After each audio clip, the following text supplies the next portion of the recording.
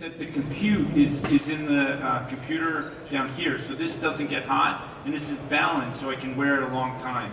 And as you know, one of the differences between AR and VR is you can see the physical world and get reference points, so you don't get dizzy or someone's not pickpocketing you, or you fall off a stage like this. So I can see, and right here we have a number of items that we've put, so you can reach in and get them. So here is the first one I'll take out is, I'm just going to grab it. It's the world, and I can walk around it as if it's right here. It's not way off in the distance, and so this is sort of interesting because it's stereo. This looks like a hologram to me, and so what we've come up with is this grab technique where you can grab items and kind of take them off the shelf, or you can put them around you.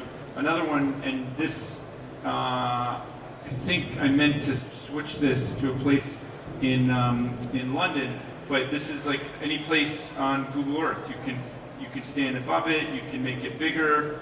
You can make it smaller. So you know, that's interesting. You can see this being a model if you're trying to build something or CAD. Here's a 3D graph. So it has X, Y, Z. Well, actually, it doesn't have the data in it.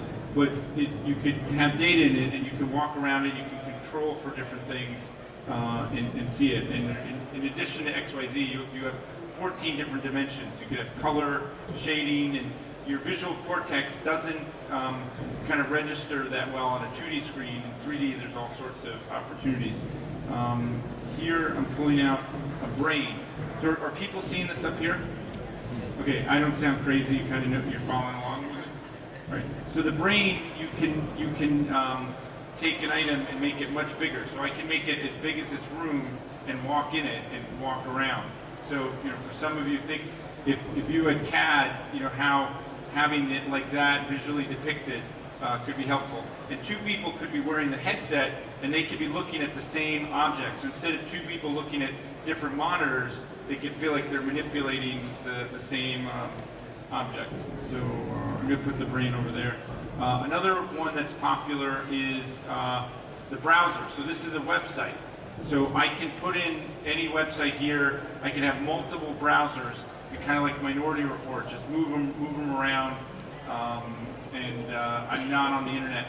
We also have a way that you can have, you can write on your smartphone, grab it and put it in the air, or you can grab things and put it on your smartphone.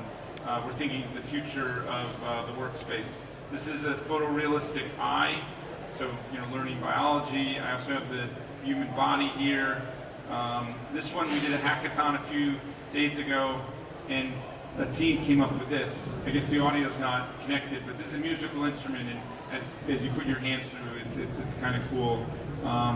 Here's another one that shows a decision-making tree. So we wanted to show how you can map out in 3 dimensions the different things you're working on. Right. So.